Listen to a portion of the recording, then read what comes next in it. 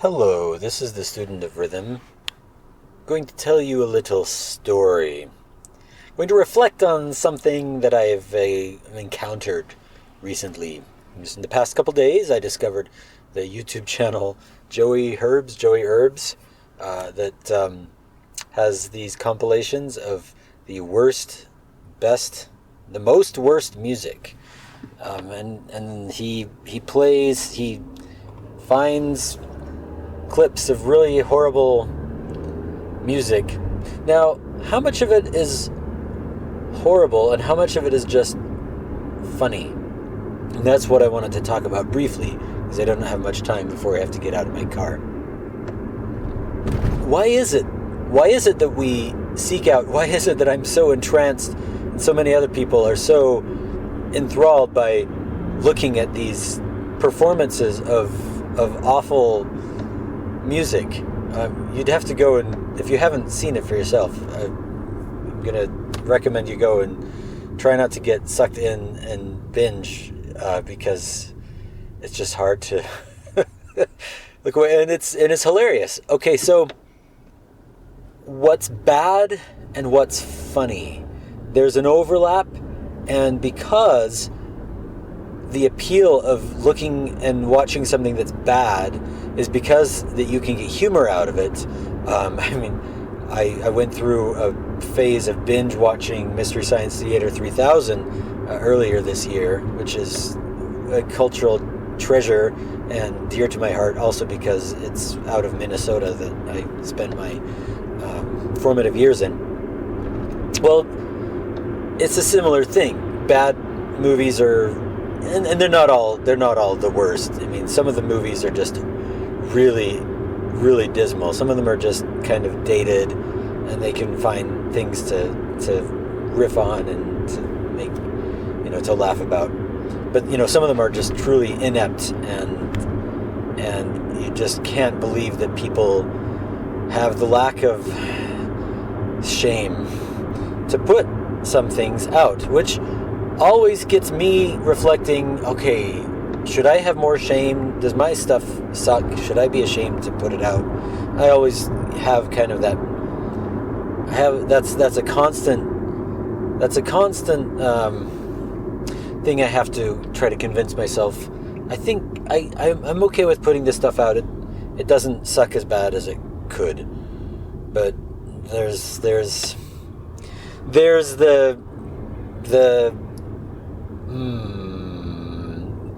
conviction that I think a lot of us hold deep that, yeah, everything we do basically sucks, and we should just spare other people the agony of having to deal with it. And so how many people just jump over that hurdle prematurely and put out stuff that really is just amazingly terrible? Dunning-Kruger effect,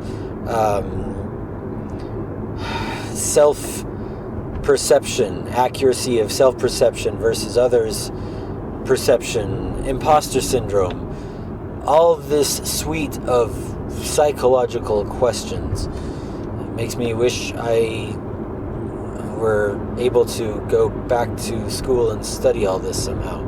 It's not the only thing I'd want to study. I digress. Humor and bad creations. Humor, funny and bad.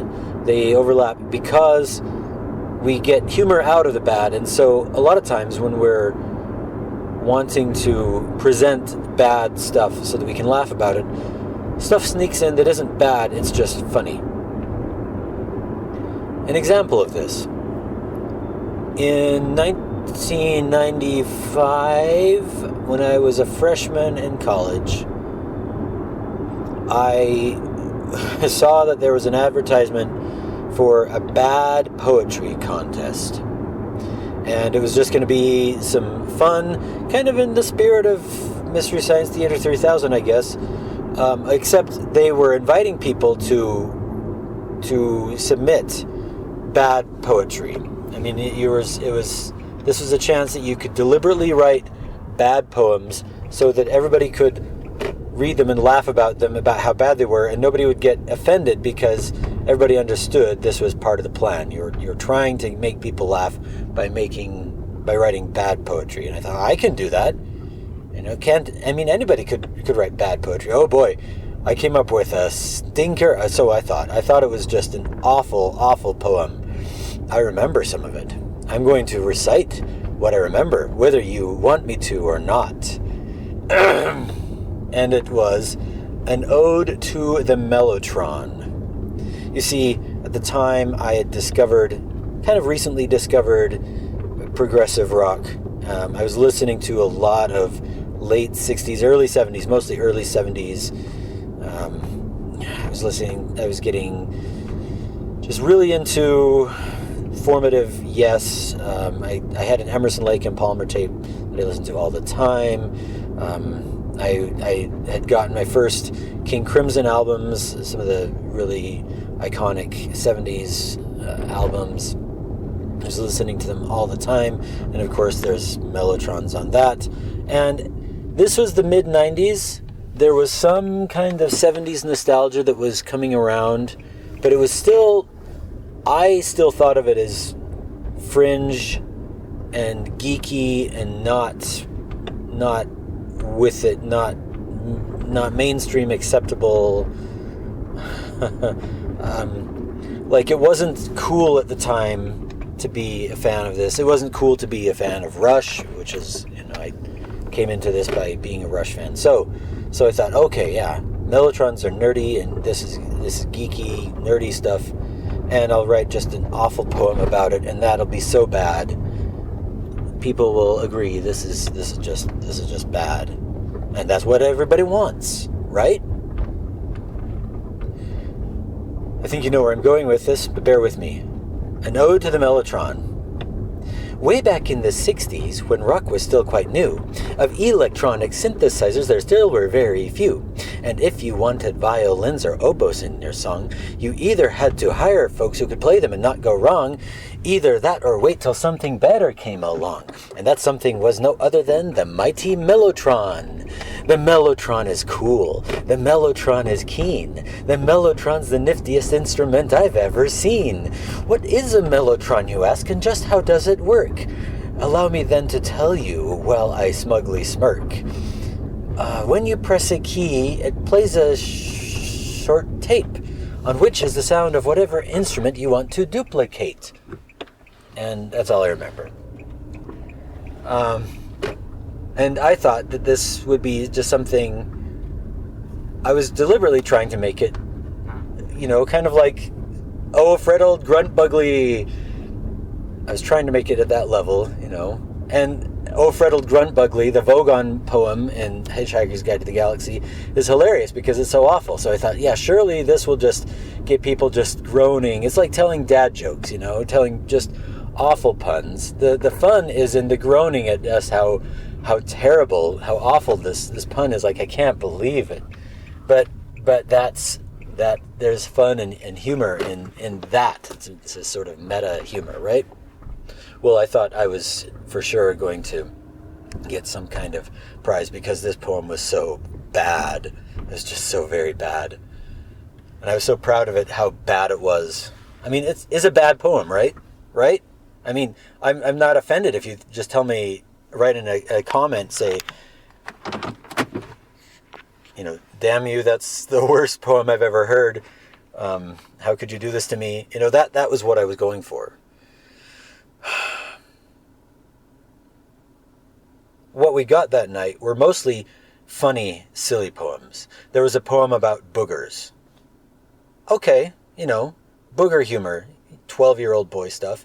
We're college students, we're in this space, we can let our hair down and exercise our inner 12-year-olds and laugh at something like that. And it was a funny, silly poem, but it wasn't bad. Like, I felt cheated because the booger poem won. And nobody even mentioned, when it came time to say, who won the bad poetry contest, which poems were the worst and everything. The booger poem won, and then there was poems that were honorable mention or second or third place, whatever they put it as. And they were funny poems, but they weren't exactly bad poems. Like, my poem was so bad that it made them forget that this was a bad poetry contest, and they didn't even mention it. They just kind of dismissed it because I had misunderstood the assignment. I thought this was about writing a bad poem, so I had showed up and written a bad poem. And other people had showed up and written funny poems to kind of short circuit this whole thing and say, oh, I'm going to please the audience by just making them laugh with something humorous. But they didn't really go the distance or fulfill the mission of writing bad poems like I did. So I showed up thinking that I understood what was wanted, contributed this, and misunderstood what they had really, despite what they said, despite the stated purpose of this whole thing, it was really something else they were looking for, and I didn't have it. And that is why, if there's a culture or a subculture or a group that talks about themselves as being outcasts or misfits or even geeks or nerds, that's really actually nonsense, because when you get people together in a group, it's every revolutionary is a conservative the morning after the revolution. It's a new sphere with the new rules and the new standards for fitting in or being unworthy and being cast out. It's just the same dynamic that repeats itself. So it doesn't really make any sense, or it's not honest for you to say, this is where we outcasts or misfits come together and have a safe space where we can be ourselves. That's a conceit that I see through and I call out as a lie, and you should stop lying about it. You can say we come together because we share these interests. Granted, these interests aren't popular in the wider culture, and that's about as far as you have a right to say. If you are fortunate enough to find a group where you have what it takes to belong, to fit in, and you can benefit from the good feelings of that, then you should still be honest enough to admit that, to learn and admit the process of what's going on, and you should not indulge in the dishonesty of trying to say that what you've got is a place where misfits can be themselves. I don't know if that exists in a group. Anyway, thank you for listening. I love you all, and I'll talk to you later.